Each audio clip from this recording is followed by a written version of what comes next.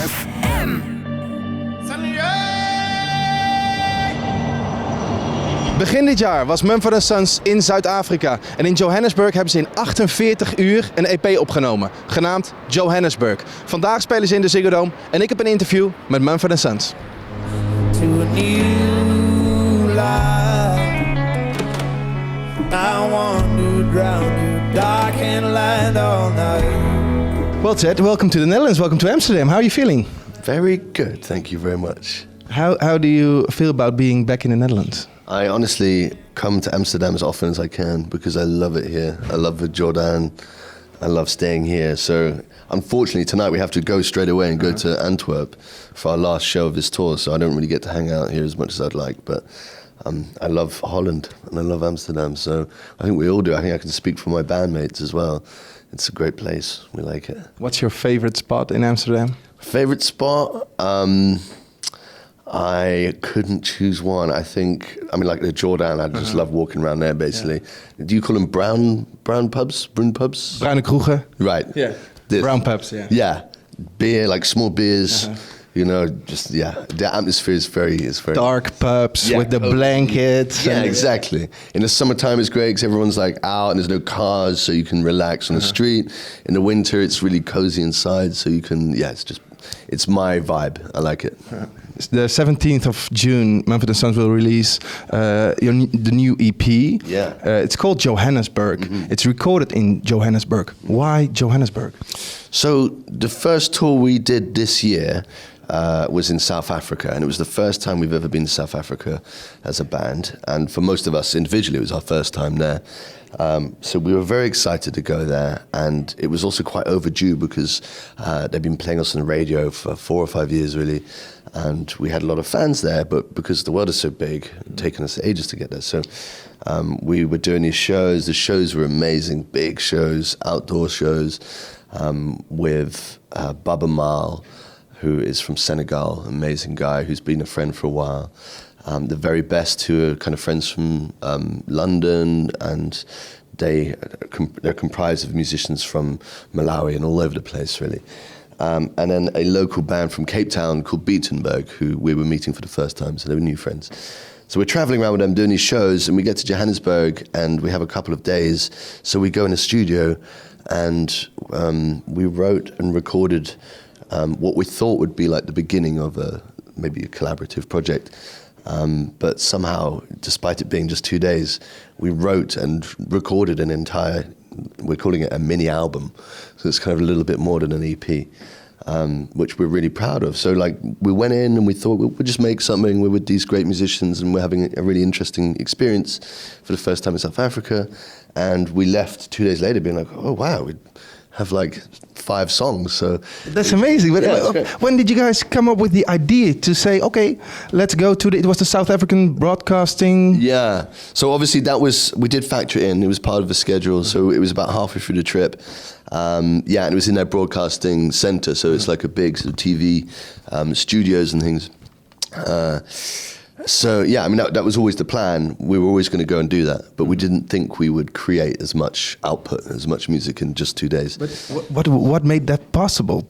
5 songs, 2 days. It sounds recording. It sounds Mission Impossible. Especially as like a lot of the equipment was not working. So we ended up the first day really not much happened. Like we managed to write a bit, but not really record anything.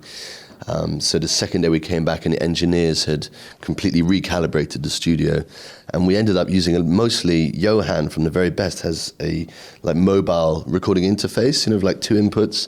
So all the instruments were like funneled down into these 2 inputs.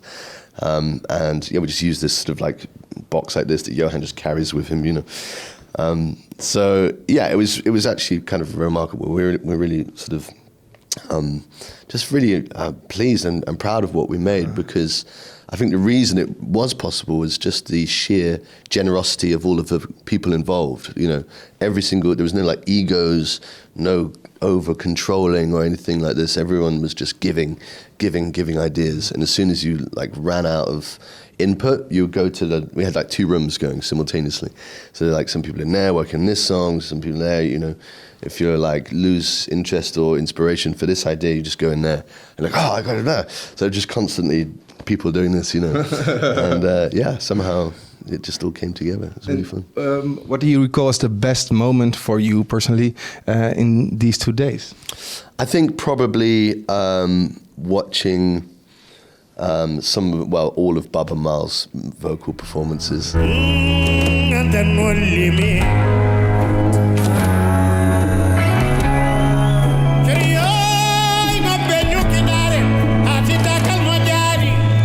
Si tu veux is one of the songs, and watching him sing that, like he evokes such emotion with his voice. Like it's so powerful, so beautiful, so pure, and just so emotional. So seeing him sing in like a darkened room with a microphone, everyone just like sitting around watching him sing is it's happening tonight. We have him here with us tonight, so people can witness Baba Mahl in person, firsthand, and they'll understand. He's a very special man. So, is there a big difference between the way he records and writes and you guys record and write? It's hard to tell because we've only really worked with him in this scenario, really. He works with Johan from the very best quite a lot. So a few of us played on Baba Mahl's last album.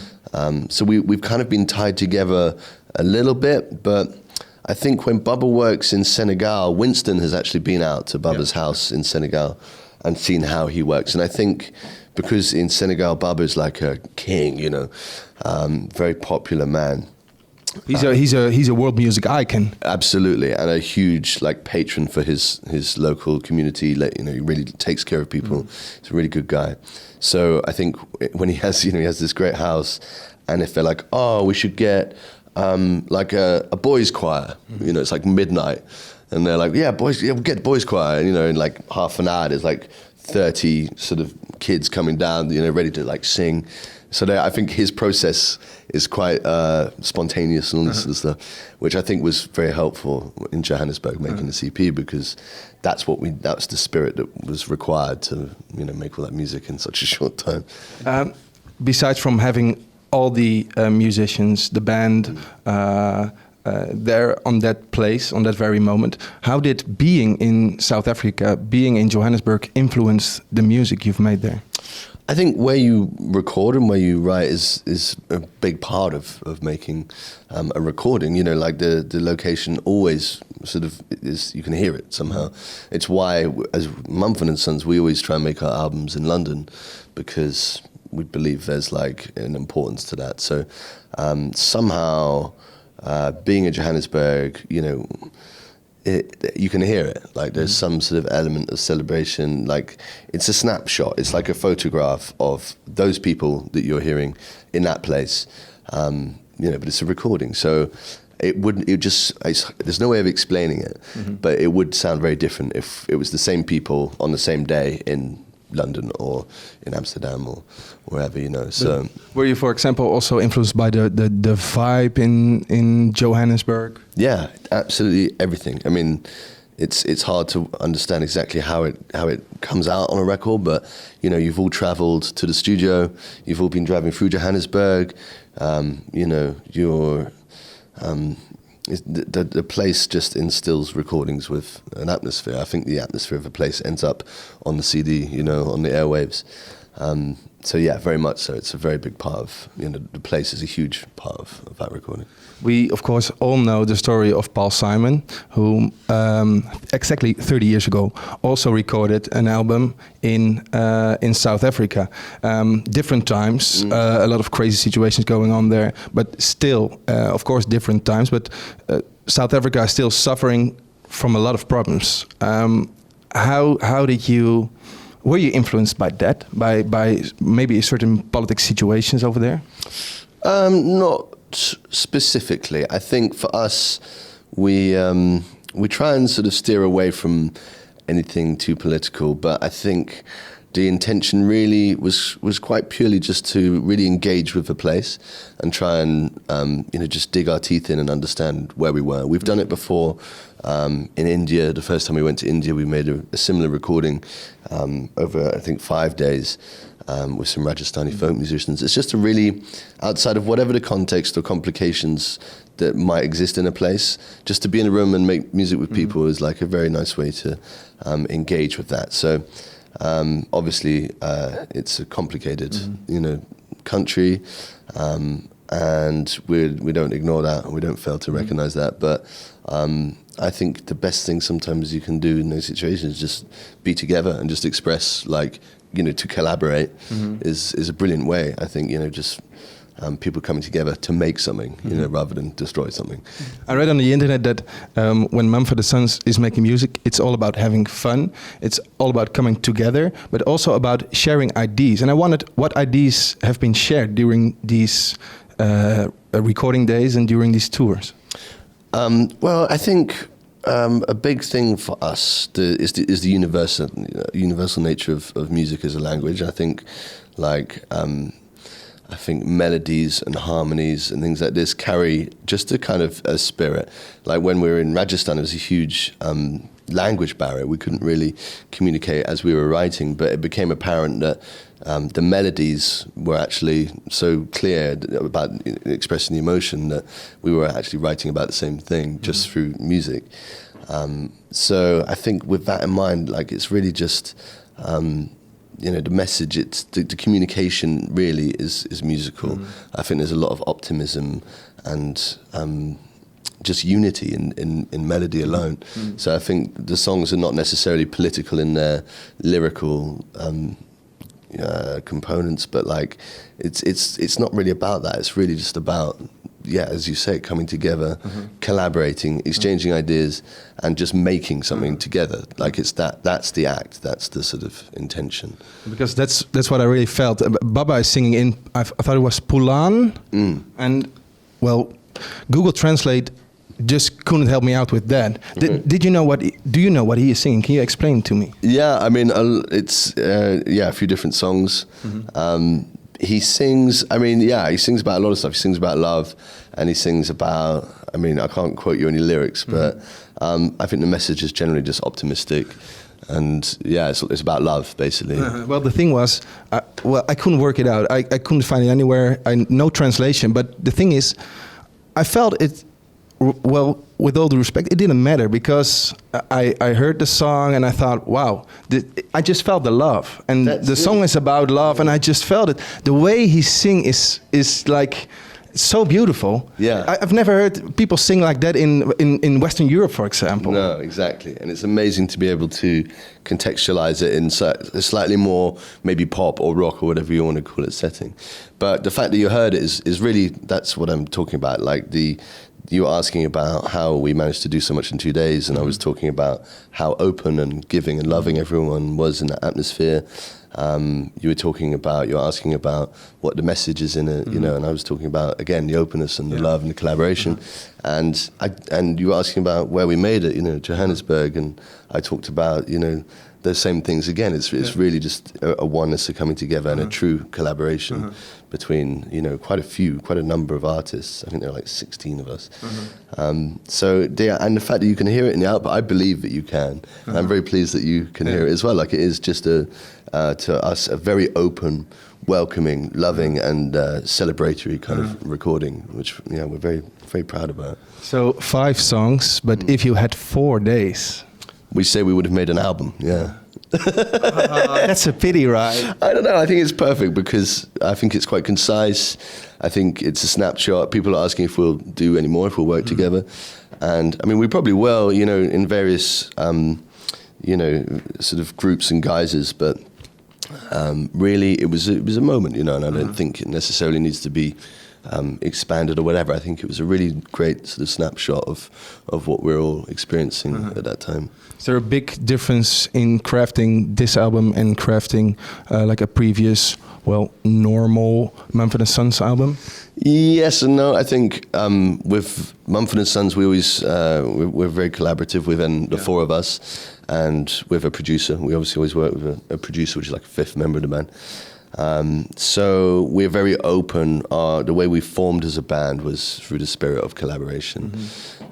So in that sense, it was similar. But when you have as many people as we did in Johannesburg, it's inevitably you have to sort of extend your flexibility and your patience and your imagination even more, because there are so many ideas coming in from every angle. So with the four of us, we know each other very well as well. We have we can delegate. We can be like, oh, you're really good at lyrics, take this and work something out, or whatever, But with this, it was just people just jumping on. As soon as there was momentum slowed down, someone would just jump on and get it fired up again. So it was similar, but people always inform the experience. So with that many different people, it was slightly different. You had a great experience in South Africa.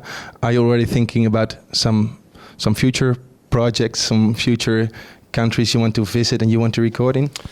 Yeah, I mean, we're talking about when next we might be able to go to South Africa again. But after South Africa, the next tour we did was in South America, and that was the first time we'd ever been to South America. So we've obviously been to Europe quite a lot. We've done a lot in North America and Canada. And they're big places, so we need to tour there a lot. But I think it's been such a rejuvenating, re-energizing beginning of the year for us to go to South Africa and make this recording. Totally rejuvenated our sort of creativity with writing. So we're very excited about making our next Mumford Sons album. And with the South America trip as well, we're very excited about touring new places. So I mean, there's a lot. We don't really want to slow down at all. We're kind of like full steam ahead at the moment. So we just want to keep going, and that will inevitably include, a crazy tour on a hot air balloon or something stupid. We'll see. But in your dreams, if you're on a tour somewhere in the world, having the same 48 hours, what place on earth would it be? Like a Johannesburg. Yes, next Johannesburg. Oh, I don't know. It's very hard to choose. I mean, it would have to be somewhere we've never been, probably. I don't know, maybe like Iceland or somewhere like that. Somewhere that's very, an amazing landscape. Because we've never been there, which seems crazy. I feel like we need to go there. New Zealand? Yeah, we've been there a few times. Right. Yeah, we love it there. That's an amazing place. We'd like to record there. I mean, it would be cool to have some sort of a musical heritage to learn about and to include in the music as well. So, I don't know. The world's a big place. We'll find somewhere. We'll see. Yeah. I wish you all the best. I wish you all the best tonight. Thank you so much. Should be fun.